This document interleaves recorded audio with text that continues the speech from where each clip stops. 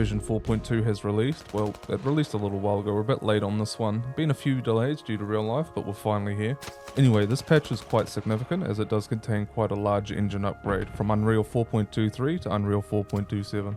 Now the reason it is significant is it has a lot of fundamental changes and improvements at the engine base level, with both new and improved systems and tools for developers to take advantage of, which should help with optimizations in the long run, as well as improving previous features as well. Alrighty, let's not muck around too much. The first thing we're going to cover is probably the most controversial addition to the game in its history: emotes. I'm not going to really go super in depth with my thoughts. I want to do a completely separate video on it. Probably going to do it within a few days to a week after this video is uploaded. We'll see how things go. Alrighty, time to move on to the topic at hand. There's two animation types for us to make use of: emotes, which are full body animations that do have a third person view, but are limited to only being used in main base. This is to prevent third person peeking. The second animation type are gestures, which are essentially just hand signals and you can use them anywhere on the map. Now there is some free inventory that will come with the base game. Doesn't matter if you're a current owner or a future owner, when you get it you'll get this free inventory, which has one emote and two hand gestures. The emote is just the basic wave hello, and the hand gestures are a point forward and move out. The freebies don't end here. You can claim a free recruit pack from the store page, which contains two emotes, the first being a salute and the second being a shrug. There's also two gestures, come here and thumbs up. This is where the freebies end. There are two packs that you can purchase for $4 US, the first being the grunt pack. This pack only has one emote, which is a slow clap. With this pack there are four gestures, with the first being horns, the second being finger snap, which is audible to enemy, fist and palm, which is exclusive to the PLA, and the best one out of them all, high ready. And finally, the R&R pack, which also comes with one emote. For this one, it is face palm. Now this pack has the most meme potential with its gestures, the first being hang loose, the second being applause, which is audible to enemy, the third being shh, and the fourth being a finger wag, which is basically no. To customize what gestures and emotes you want to use, the top left will have a customize option button, which you can select the emotes and gestures and assign them to a radial menu. To use them in game, it's pretty straightforward. You hold down X and the radial menu will pop up.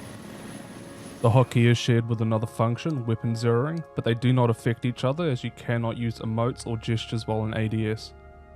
And to weapon zero you do have to be in ADS anyway, so they don't affect each other, but it would be nice to have them separated so you can assign different hotkeys to both. Something to point out about the high ready gesture is it does have some limited functionality, as you can walk around and lean while using it. Though, if you commit an action outside of those two instances, such as jumping, ADSing, shooting, or sprinting, it will cancel the gesture. A quality of life addition I'd like to see is being able to assign hotkeys to gestures, as it would make using things like high ready a lot more fluid instead of having to go to the radial menu, which can get quite tedious when you're just constantly trying to use it.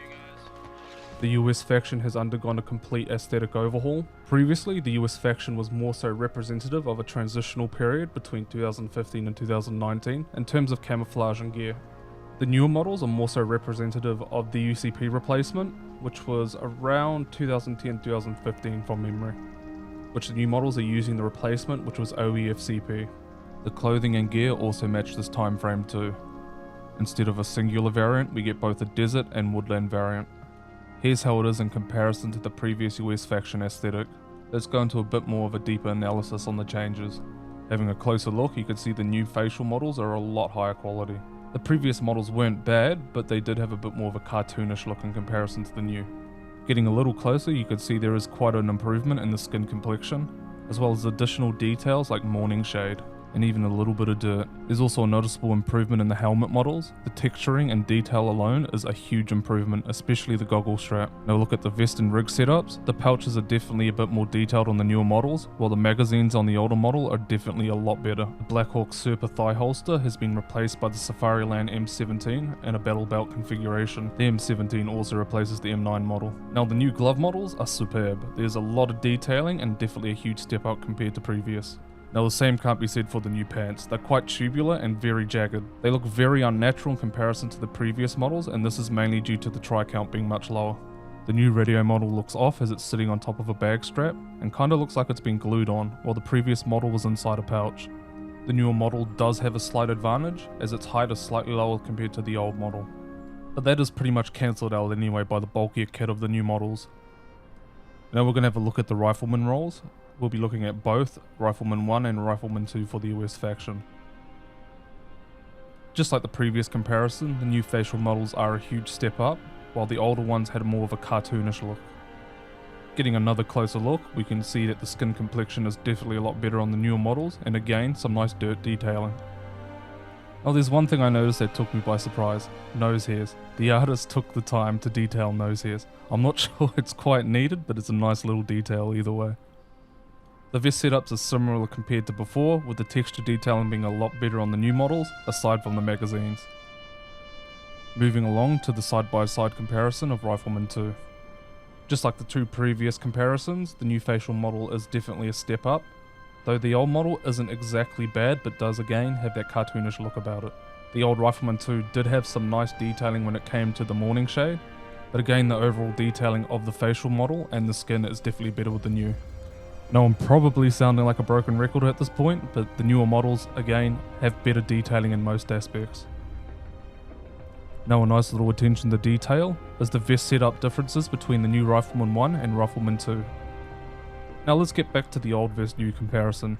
The newer arm models have a lot of detailing, such as dust and dirt, while the older models kinda look plasticky and out of place. Now one huge difference is the size of the backpacks. They are large, but that just goes with the early 2000s to mid 2010s aesthetic. Now does the new camouflage work? See if you can spot the US soldier in the woodland camo. Now I do take into consideration compression from YouTube uploading, but I bet 99% of you did not notice where he was. Now the woodland camo does do its job, especially in early settings or later settings. Bright settings they do stand out a bit more but still work pretty well. Now again, can you spot the US soldier? This time in his desert variant of camo. Now again, I'm not expecting a lot of you to see where the soldier is, but it is kinda rigged, so it's kind of expected. Get rigged, nerd. Now the desert camo does do its job, mainly in mid to long ranges. Up close they're very easily noticeable, mainly due to the brighter tones. But it also comes down to the lighting of the layer. It does not work well in very bright layers. Now having a look at the new US desert camo in comparison to what other friendly factions use on desert maps. Now out of the actual desert variants of camo, it is the weakest, but it is not the weakest overall. It's definitely better than the Oz and British camo on desert maps, aside from maybe Lashko and Anvil for Oz. Now I think the new desert camo is kind of better than the Russian camo. In select instances on brighter maps the Russian camo is better, but I do think the MEA and PLA desert camo is better than the new US Army camo. Now my biggest pet peeve of the new models, the helmet scrim. It is very low detail, especially when you put it in comparison to the other factions with helmet scrim. To my knowledge this is a bit of an oversight and will be addressed in the future. The M17 has been completely remodeled and should be in line with how it is in reality. Since I'm a bit of an idiot, I forgot to record footage of the old model so I could compare it to the new one. But we can still make a slight comparison with the upcoming footage.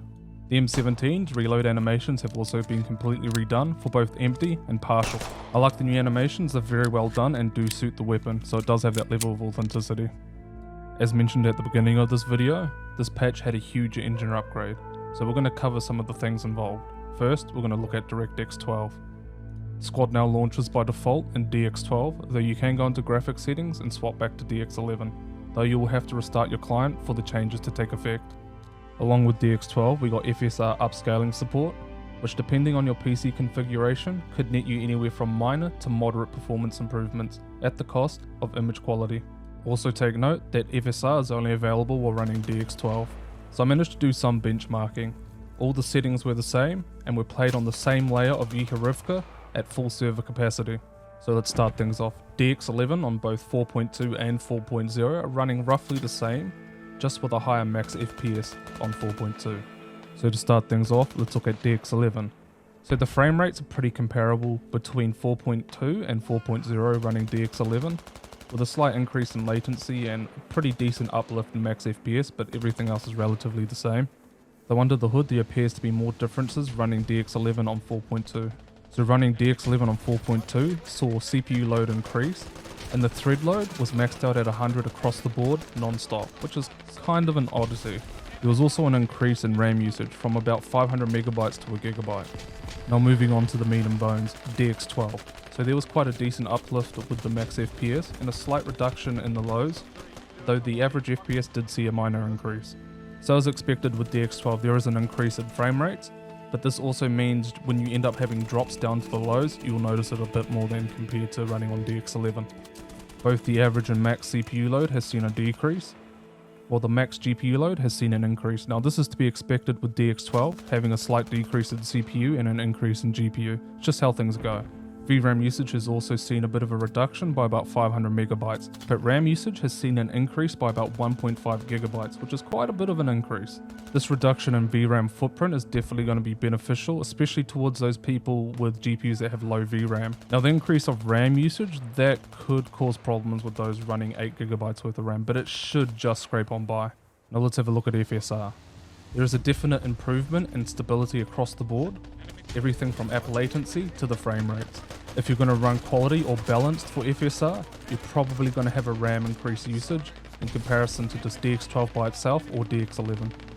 FSR in comparison to DX12, DX12 does offer higher max frame rates, but FSR is a lot more stable across the board, aside from balanced, which has a much lower minimum FPS compared to everything else. While running FSR, expect a higher RAM usage even in comparison to DX12, only by a few hundred megabytes, but in comparison to DX11, it could be 1 to 2 gigabytes. Now based on the charts, FSR seems like the go-to, but you also have to realize there is a noticeable decrease in the fidelity and visual quality of the game. It doesn't look so bad up close aside from parts when there's artifacting, especially when it's mixed with DX12 artifacting, but in the distance things become hazy and blurry. There is also FSR sharpening, which helps with decreasing that blurriness a bit. Now it might be hard to tell, especially if you're watching at 1080p because of video compression, but there are noticeable differences, especially in the distance. Now there is another issue with using FSR. It does affect the quality of the optic reticle and aiming stadia. It makes it quite blurry, especially the lower in quality that you go. Now based on my own testing, using FSR sharpening doesn't really have an effect on cleaning up the optic image. It still remains blurry as shit. If you have no choice, I would say go for FSR quality, maybe even balanced if you can put up with the frame rates, but the best option is most likely DX12 or DX11. Now DX12 does have some issues currently that are going to be ironed out over time, mainly in the form of visual artifacting, such as flickering textures or specific assets or particles looking like a bag of Skittles. With the engine upgrade also comes some new water technology that Offworld has taken advantage of. While the old water doesn't look too bad, it did kinda look like jello, while the new water has a lot more realistic look to it. Another more noticeable aspect is screen space reflections are a lot better as well on water surfaces. There's also now translucent element that is a lot more prominent, which is also quite nice to look at. Wake simulation for water has been added, so amphibious vehicles and boats travelling through water will now disrupt the water surface itself and create a trail. Now wake simulation ties into the new ocean quality graphical setting too, which you can adjust from high, medium to low. I wasn't able to take visual representations of what the wake simulation is at high, medium and low settings, as the replay function is kind of broken and I was crashing constantly in the SDK and I didn't have enough time to do it once the new fix came out. Now in terms of the water and ocean quality itself, I couldn't really tell a difference between high, medium or low settings. It all looked pretty much similar. There might be a slight visual quality reduction, but it's not something you're going to notice unless you're really looking for it. Now in terms of performance, it doesn't really matter if you're on high, medium or low. Performance is roughly the same. Now wake simulation, the moment you turn it off, there is a noticeable performance increase. So if you don't care about wake simulation, turn it off and run water quality at high. It shouldn't really affect you too much. This water talk hasn't finished yet. Dipping your head underwater now, and when you come to the surface, you will now have water droplets on screen. It would be cool if explosions in water would also do this effect, as it currently doesn't. Now the biggest issue with this patch currently is server-side performance. It is abysmal across the board. It doesn't matter if you're a low, mid or high spec server, you're going to be suffering some performance issues. Before this patch, servers were mostly floating above 30 TPS. This is no longer the case with this patch. High spec servers are struggling to maintain above 20 TPS. They're seeing even drops down towards 15, while mid to low spec servers, they're dipping to the low teens to even well below 10 TPS at times. So it is not ideal at all. So if you're experiencing a lot of networking issues, server desync, or even just basic things like rally points showing up 10 to 20 seconds after placing them, this is the reason why. The good news is Offworld has been working tooth and nail to isolate the issue and get it fixed, so we should hopefully be seeing a patch release soon for it. Anyway, this is pretty much it for this video. Again, sorry for the delay. Hopefully you still found some use for this video, even though I was 2 weeks late. And one thing before I go, I want to wish a very old boomer a happy birthday. So happy birthday, Asakillo, you very old prick. And that's pretty much it. I'll catch you guys in the next one.